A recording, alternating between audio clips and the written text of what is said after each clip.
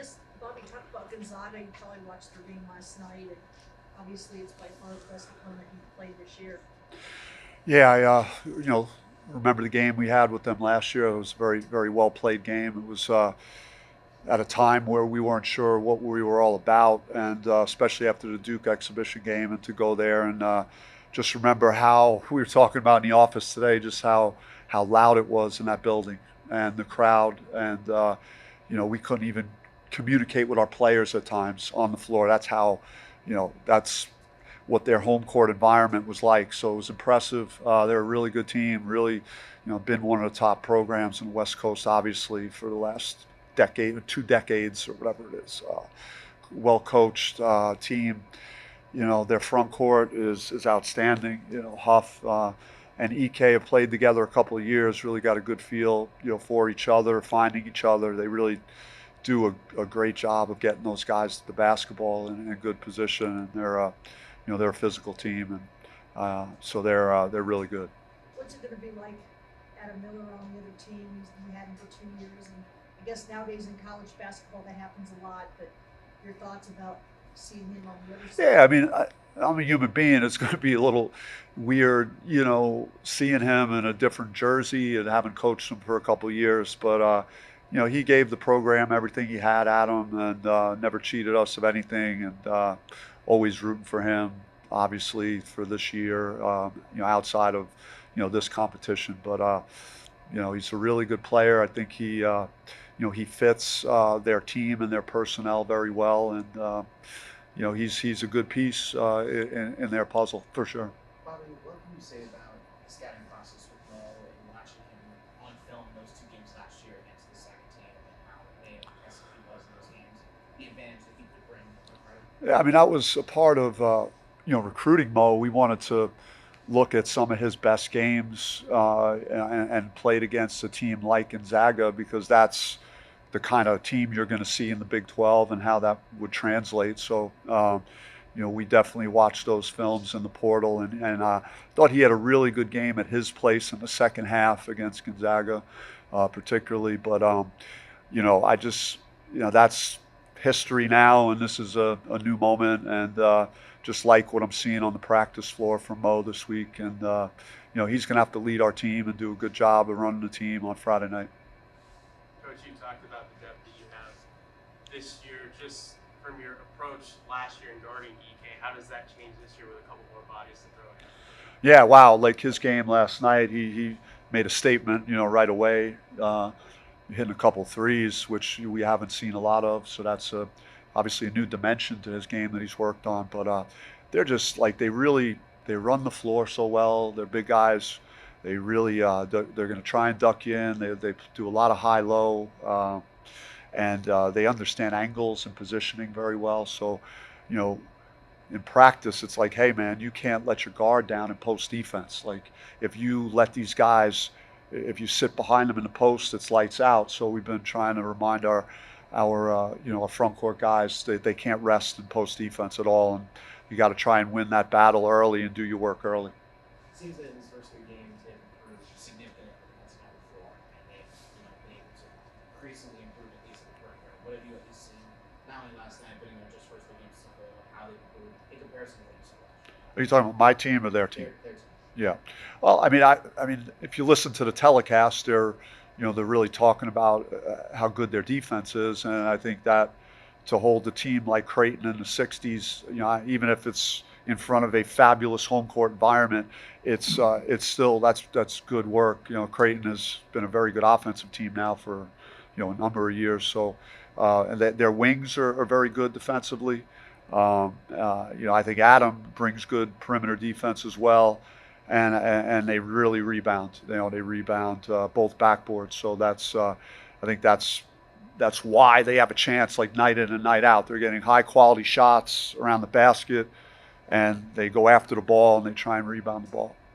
After the Utah Tech game, you talked about how you felt like this last 2 weeks was a little bit of a collapse from your team. Now that you've had some time to look back on it and reflect on it, what do you feel like was the reason that you adjusted the guys? I thought we didn't show a lot of maturity, being up 22, whatever the number was, and we just played the scoreboard and did not continue to do the things that had built that lead. So we talked to the team about the importance of finishing the game and how it would be unacceptable to play the way we played for that 3-minute stretch at the end of the game. If we do that for like 90 seconds versus Gonzaga, we're going to have very little chance to win. So we gotta figure out like how to. And we showed it to the guys, the mistakes that were made in those moments, and hopefully they'll learn from it in a similar way that they did after our Southern Utah game. There were things that we worked on in practice that we saw carryover effect in the game, things that were very specific defensively that we were not doing. And because they saw it on the film, they did respond, by practicing well and then bringing it to the floor in the game. On that note, you guys have been in front for a majority of these last 2 games, not so sure things Gonzaga before you play. They beat other good teams as well. It's a good chance you're going to get punched in the mouth eventually at some point, and when that happens in the game. I guess you talked about the camaraderie of this team being very high. Are you excited to see how they kind of gel together when things get tough? Yeah, this wasn't really, either game wasn't a possession game for the most part, but like our scrimmage, our exhibition versus Irvine, our exhibition versus A&M, those games were very close games. And so we do have some experience playing in a game like that. It's unrealistic to think that you're going to come out and put Gonzaga away. We're going to have to fight through some very tough moments and show character in this game. And hopefully all the reps we had and the work that the guys have put in for months now will show and give us enough resilience that we need in a game like this. It's a very late game. Do you do anything different? Is it preparation-wise? You don't like to eat before a game, so Yeah. that's not good for you. Yeah, I mean, 1 o'clock is more ideal for my schedule, but I don't know. I'm just excited for the opportunity, really. I think hopefully our players are as well to play a program like this. It's why you work like you do to put yourself in a position to have games like this that you're excited about. I don't care what time it is, really. It doesn't matter to me. Spending a fair amount of time off from Sunday to Friday for this one. Do you think that benefits your team in a way to get more time out of each other at practice, or how would you use that off time?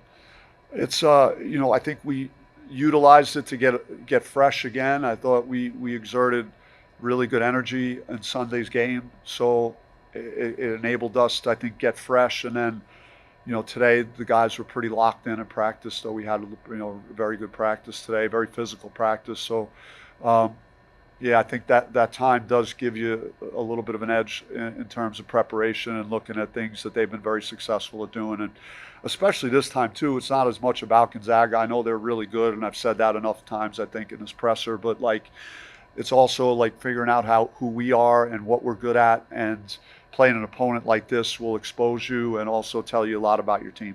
Do you know anything more on Dante Holman? I would say at this moment, Adante, it's not looking good for him for Friday.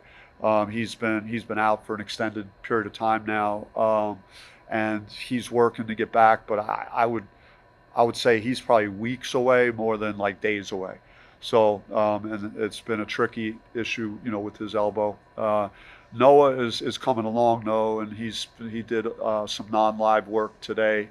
I'm not sure he would make the game, but it's going to be close. Because he's progressed a lot faster than our medical thought, and we'll see what he looks like at the end of the week. With football having a morning kickoff the day after against, there's been a lot of talk on social media, people going to both events making it a 2-day thing. Do you have any message to fans to Yeah, I tried to tell you guys, how good their arena was last year. I was dropping a hint, if we can, let's. I think our guys have earned it. This is. If you don't want to come back because last year or the year before, this is kind of a clean slate. These guys haven't done anything to not, come here with great energy and try and support, this team and these players. And, especially when you have a high profile opponent like Gonzaga in your building. You talked after the game about Alan being on the innocent section. You gave press in that time. You feel like you're going to kind of leave off of each other? Allen's just going to gradually progress. I don't know. I looked at Gonzaga's box score, and they had one guy play 29 minutes. That was EK. Everybody else is in the low 20s or 20.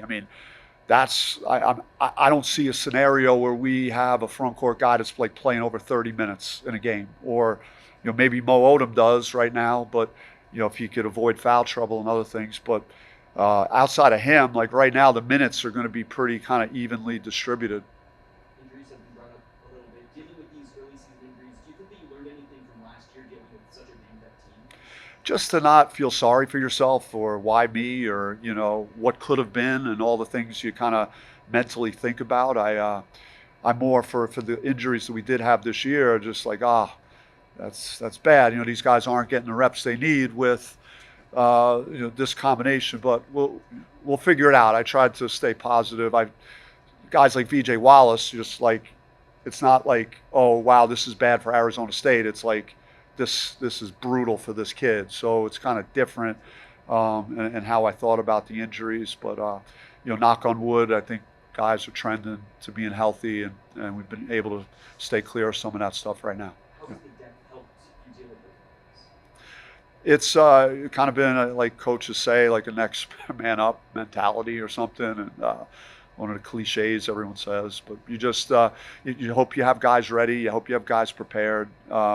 We did try and get more scholarship players. We distributed our NIL money in a way that was more balanced, I think, and those kinds of things, so that we can avoid having one injury, two injuries, derail everything. Schematically, you guys last year had a lot of very fluid three-level scorers in the last year. This year, it's going to do a lot more guys that are really exceptional in certain areas of the game. How has that been for you coaching this team, and when you have like a real playmaker, a real shooter, real big? Yeah, I mean, it's nice. I think what we did with the roster, we liked it as we watched it. Once all the final guys got to us in September, you could see like, we got pretty good size. We got some big guys that could do some things. We got a point guard who's played a lot of basketball that likes to pass, and we got some other guys that have some size that could shoot. So, I think that there's a pretty good mixture of players, like you said, that bring something a little different to the table. Have you noticed that that's kind of, you've seen guys kind of step up in ways you didn't expect them to in that regard? I think if you have players that, like Mo, you expect the guy to come in and shoot shots and be a great playmaker. Was there anything else that you maybe have expected that you didn't know was going to come out? Yeah, I mean, there's been some nice surprises. We had some guys hurt. Marcus has been hurt, and Allen, so missed time. That opened the door for a guy like Santi to step in, and he didn't play great in the opener, but did some nice things in our exhibitions, and then played, I thought, very well in our last game. And he's worked very hard this summer and the preseason, so I'm happy he's having some success right now. And Pig Johnson is a great story overall, just like what he's been through in his life, and what he's had to fight through to get to a place like this, and just how humble and appreciative he is, and how he works every day. And he's a hooper. He just loves playing the game. And so we've had some guys that are kind of under the radar that have really emerged on our team. So that's been positive. Coach, I know you mentioned Coach Few, but I mean, obviously, as long as he's been there, built like that culture up from the outside. When you look at that, what do you feel is like the most impressive thing about like what he's done? What kind of things do you when I hear? Well, I mean, I don't know. Like, it's not like I'm going to go model what I do after coach. I respect what they do, and they've been consistent with just sustaining what they have, the success. Different guys, kind of blueprint, pretty much the same. And they've done it with great front court. A lot of years they've had some really good front court players. They've had really good point guard play. This kid Smith is a very good player. Nemhart last year hurt us. So they've had common denominators within the program, year in and year out. So you hope you could get to the point where you have that consistency. Guys, good. We got Thanks. Mo here Yeah, waiting. thank you. Appreciate it.